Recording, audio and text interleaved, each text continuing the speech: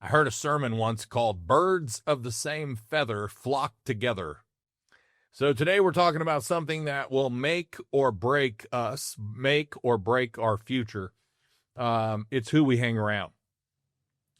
If you're in business, it's extremely important to consider who you hang around. But not just in business, in general, in life, but especially in business. Who do you learn from? What podcasts do you watch? Who do you hang around after work, after the office? Because I've seen this play out hundreds of times in my life, in my business, and even in the Marine Corps. And I can tell you, birds of the same feather don't just flock together, they become like each other relatively fast. When I was in the Marine Corps, I stayed in the best shape of my life, and I was a fanatic about it. Sure, we ran a lot, we lifted, we trained, but the real reason is everyone around me was in top-tier condition, many with six-packs. There was no room for slackers. You'd be embarrassed, you'd fall behind, and you'd probably be asked to leave. In a very nice way, I'm sure. And honestly, that kind of peer pressure made me better. Hanging around several people that were in the best shape of their life. And I can remember leaving base on the weekend sometimes. I was stationed in 29 Palms, California for a long time, and I can remember going to L.A. in my younger days, going to L.A. for the weekend, and I would come back on Monday morning, and I've always been the type of person that I can look at food and gain weight. So I would come back, plus what I drank back then was extremely high calories, adult beverages. But I can remember coming back Monday morning, and we'd have a 3-mile run Monday morning or more. And I can remember my legs, my thighs, my inner thighs be rubbing together. And as the week went on and I started eating, which was normal then, better, and working out and doing more running, by Wednesday, Wednesday or Thursday, I had lost that 5 or 6 pounds and probably 2 or 3 in my thighs that was causing that. So I'd get back into shape really fast. I can remember some of the guys who could eat, everything and not gain a pound, they would order a pizza, and I would literally eat one piece of pizza, which for me is extremely rare and always has been. But I would eat one piece of pizza, and then I'd wait a couple hours and I'd go do a night run, and just to burn that one piece of pizza off. And so that's just what I did. But the same thing applies to my business. If you want to build a strong business, surround yourself with people who are strong in business discipline, business personal character, and drive, not folks who are just barely getting by and have many excuses. That's not who we want to hang around. So that's what we're going to talk about today. Birds of the same feather flock together. Hey, this is Greg McAfee, and welcome to the Greg McAfee Show. Now let's get started.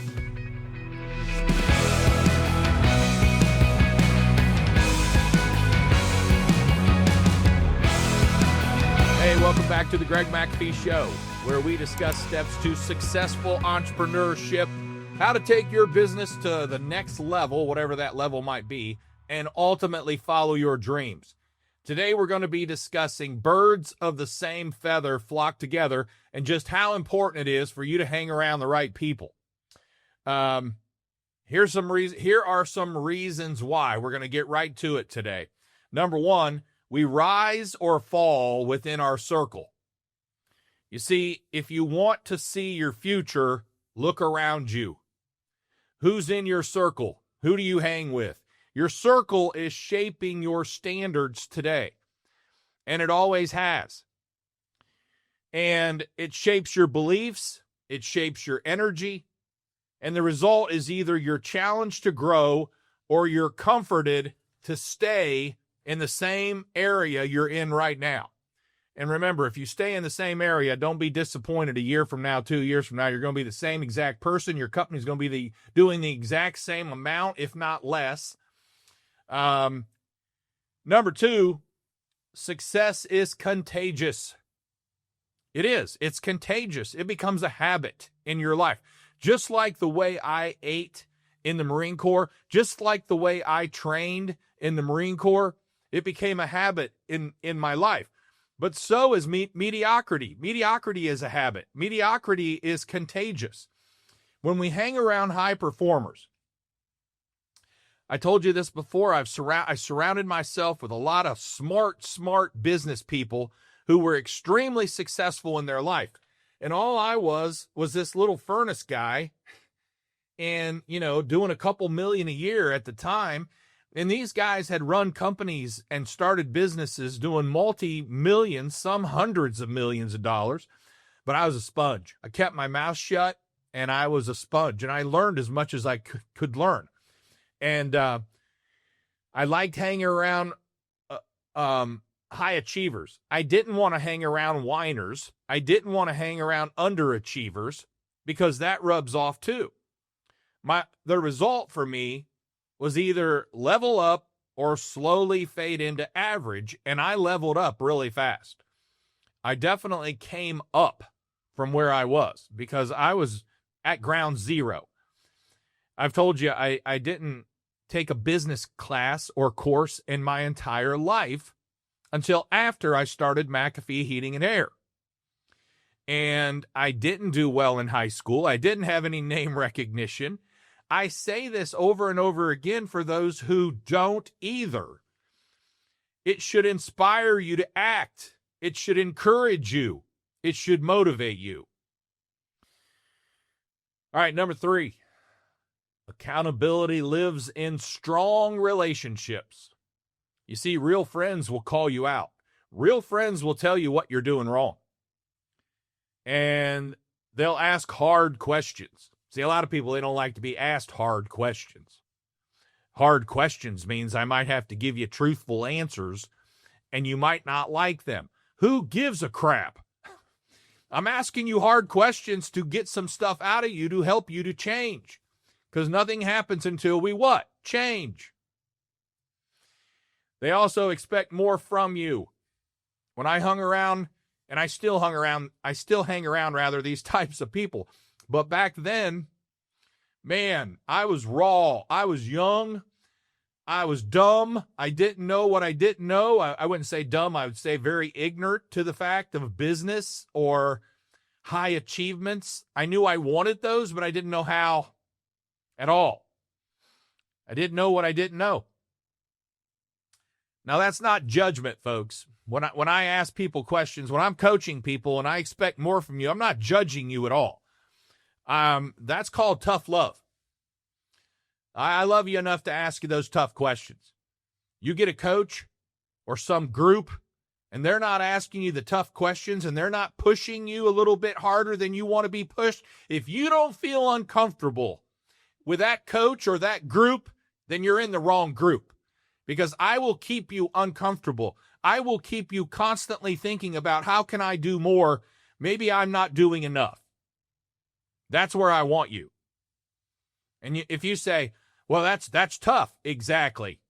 The Marine Corps turned me into a tough fighting machine. It wasn't because they were easy on me.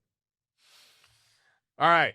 The result from that, by the way, is you get pushed further than you ever could push yourself alone.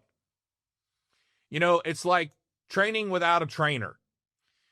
I've worked out by myself many times. I've worked out with buddies many times throughout my life. But a trainer, when you got a trainer and they're a good trainer and they're pushing you to that max, they are going to push you harder than you can ever push yourself. And so should a good business coach. All right, number 4, faith and character are non-negotiables. You see, who you associate with shapes your soul. It shapes your thinking. It shapes your mind. Until I started, when I first became a Christian, it wouldn't have done me any good to continue hanging out with who I hung out with because I would have never changed. I had to hang around people who were Christians, who talked like Christians, who did Christian things, who believed in what Christians believe in, okay? So we associate with people who shape our soul. You can't expect to walk in faith if you're surrounded by doubt, drama, dysfunction, and basically sin. I lived in heavy sin. I won't even go there, but there was a lot of it. And the result from hanging around the right people is either you draw closer to God or you drift away without noticing. Or sometimes you drift away on purpose. In other words, this is too much for me. I want to go back to what I was doing before. I was happy then. No, you weren't. You were temporarily happy then. You didn't wake up with a hangover happy. I never did. I never looked at the wrong things and then felt happy afterwards. I normally felt guilty afterwards. That's not happy, folks. Oh, there's some temporary happiness there. We all know about that, but that's not happy in life. That doesn't cut it. That doesn't get it. So I want you to think about that stuff. So the result is you either draw closer to God or you drift away. And lastly, Jesus had his inner circle too. Think about this. We know he had 12. He chose 12 disciples.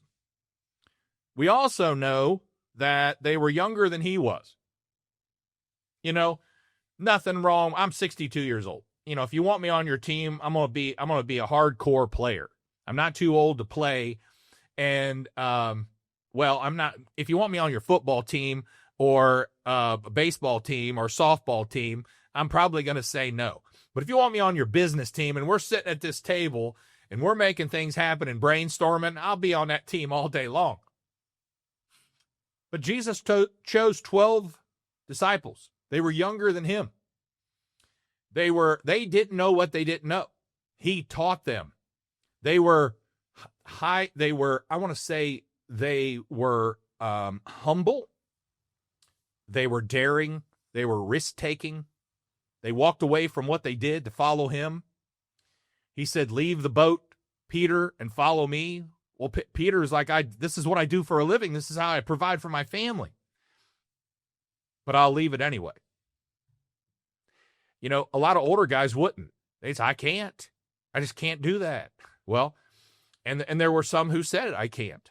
The rich young ruler, it does say young. He was a rich young ruler, and he couldn't leave what he loved. If you want to know more about that, just look up the rich young ruler and read a few verses, and you'll get it right away. Jesus had, but he also had his inner circle in the 12. So he had Peter, James, and John. Why? Well, because depth matters. Loyalty matters. Iron sharpens iron. And the result was intentional relationships that strengthened the mission. You know, see, Peter, James, John, they were leaders in different ways. They influenced the other 9. And they were intentional. And I wrote this the other day. Your circle is either your anchor or your wings. Now, I want it to be wings because I want to make wings fly to the next level. I want to make it wings so I can fly to that next level. I'm constantly raising my level. If I started at level 1, I'm definitely not on level 2 today. It's been 35 years in business. I hope I'm on level 12 or 13 or 14, and I hope there's 50 levels, tops. So I only know what I know today, but I have learned a lot, and I share a lot. I hope you think I do. All right. So let me ask you a couple questions. Remember what we said at the beginning. Hard questions. I'm going to ask you some hard questions. Are you pushing to be better? Are you pushing yourself to be better? Do you hang around people who are pushing you to be better?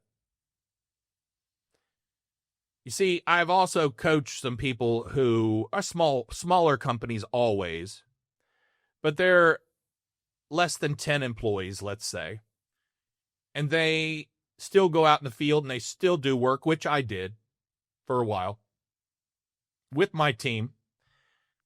And you just have to be careful, because nothing against the employees. They're the guys I worked with when I was out in the field with them were hardcore workers, totally different breed of people than today, because this was 33, 32 years ago.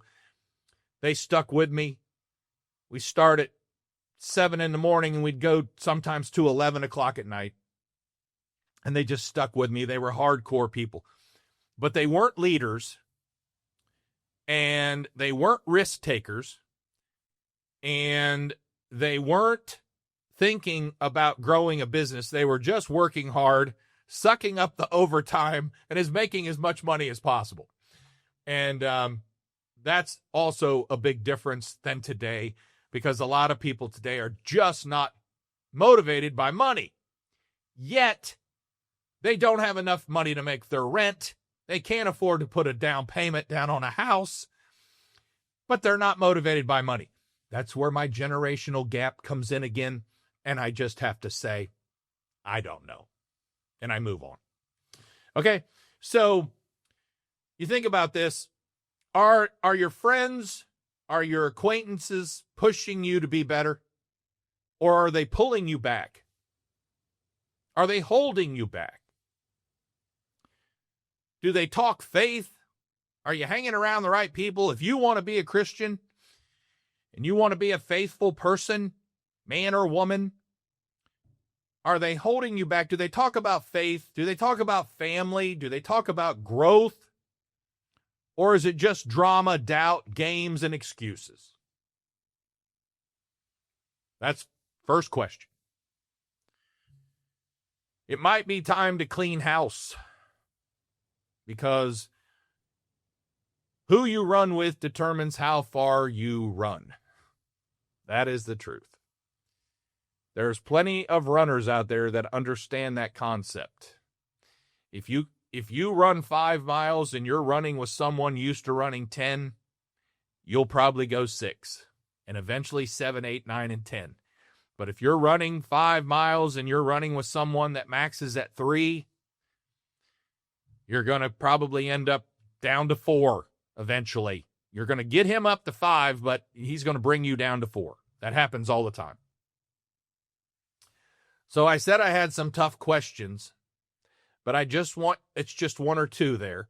I just want you to think about who you hang with as a manager, as a business person, as a Christian, as a person wanting to become a Christian. So this week, write down your top influences. Who influences you the most? Look at the fruit of their life. If you don't understand that concept, look at what they produce. Are they producing winners? Are they hanging around winners? How is their talk? How is their walk? And then decide, is that the direction you want to go? Is that the direction you want to head? Is that where you want to be in 1, 2, 3, 4, 5 years? If not, I challenge you to pray about it. Shift your circle.